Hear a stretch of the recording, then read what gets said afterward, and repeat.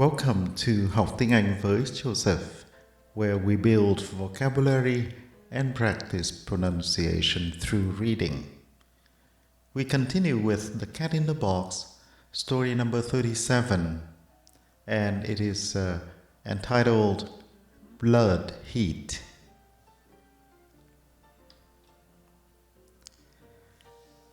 One of the most important laws of physics is the law of conservation of energy, which tells us that energy can neither be created nor destroyed, but can be converted from one form into another. In other words, you can't get something for nothing. An everyday example of this happens when a car brakes. The energy of motion of the car, kinetic energy, is converted into heat energy by friction in the brakes. This energy slowly dissipates out into the world as the brakes cool down, but is never lost. The first person to appreciate the significance of the conservation of energy was a German physician, Julius Robert von Mayer, who was the ship's doctor on a Dutch vessel in the East Indies at the beginning of 1840s. Mayer's experiments involved cutting the veins of sailors to remove some of their blood. This was routine at the time as a treatment for various illnesses. But it was also a standard practice in the tropics because doctors believed that draining off a little blood would help people to cope with the heat. It was important to open a vein for this bloodletting rather than an artery, because arterial blood is under higher pressure than venous blood, so it is harder to control the bleeding from an artery. It is arterial blood loaded with oxygen from the lungs that is red. Venous blood on its way to the lungs is a dark purple color, although it quickly becomes red when exposed to oxygen in the air. When Mayer opened the vein of a sailor in Java, that is part of Indonesia now, he was astonished to find that the blood was as bright red as arterial blood. Indeed, at first he thought he had made a mistake and nicked an artery, but he then tested the rest of the crew, taking great care to cut only veins, and found the same thing. This highlights the importance of an inquiring mind in science. We might say a scientific mind. Dozens of doctors must have noticed the bright color of venous blood in the tropics before Mayer came along, but he was the first one to see it as a phenomenon worth studying and to carry out experiments to find out what was going on.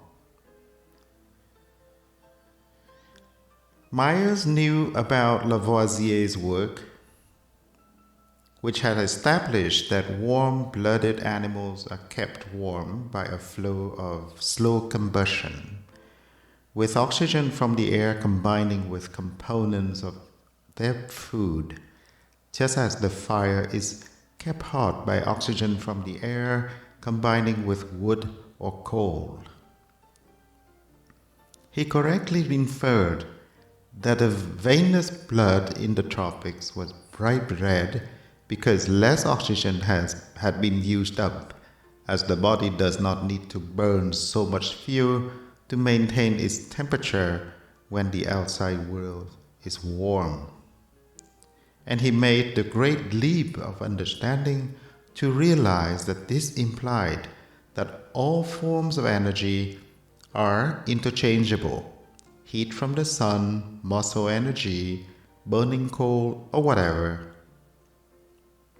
Heat or energy could never be created but only converted from one form into another.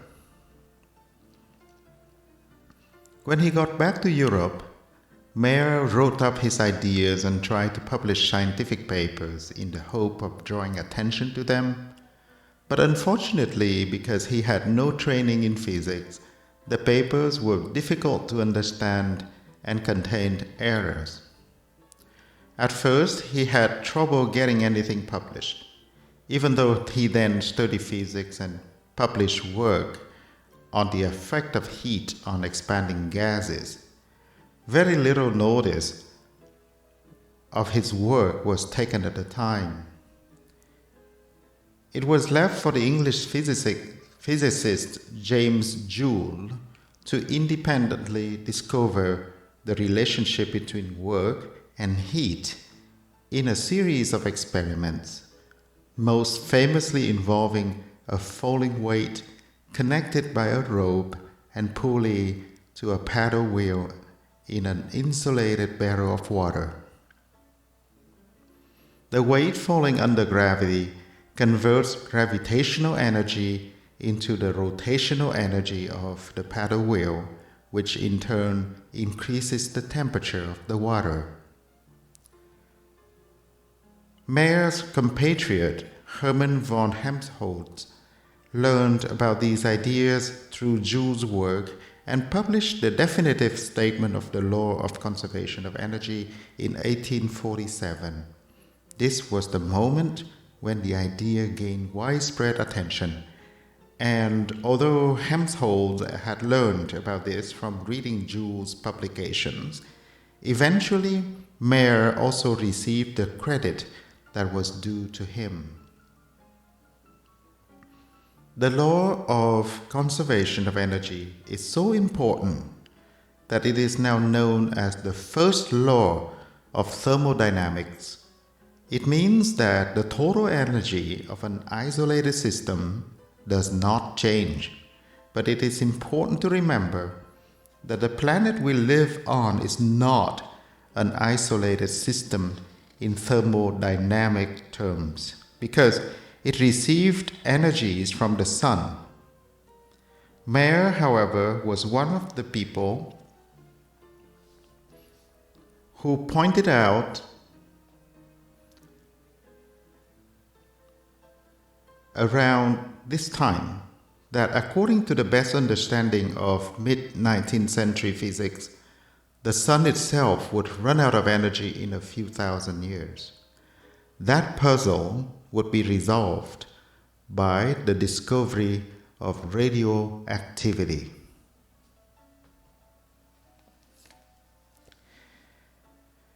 Moving on the vocabulary section, let's look at some of the terms and phrases. Conservation of energy. Conserve, conservation.